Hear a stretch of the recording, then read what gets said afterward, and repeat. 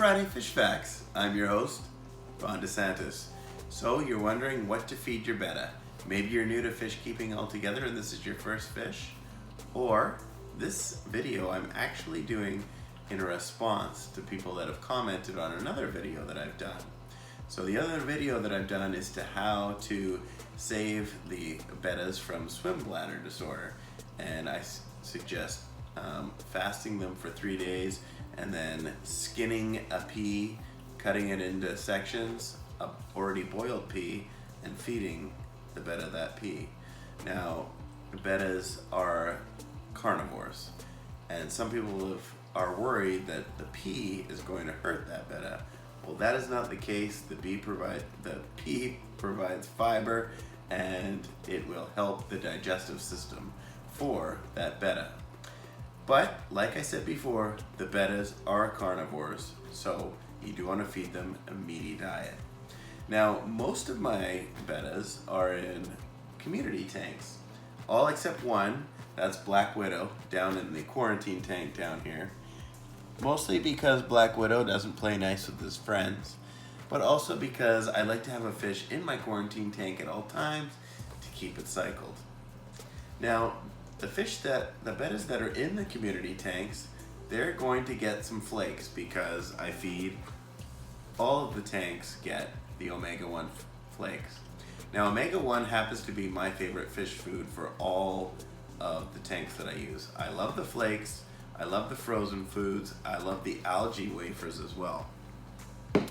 But the main thing that I like to give my bettas is pellets.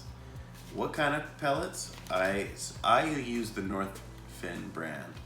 Now, the Northfin brand here, just like that. Now, this one specifically is for carnivore and omnivore fish. Now, I don't go all the time with pellets, and I don't want to go crazy on how many pellets I give these bettas because their stomachs aren't that big. So I want to give them just a few pellets every day, and that'll be enough. But as I said, if they're in the community tank, then they're gonna eat some other things, and that's fine for them. Now, they can also eat live foods.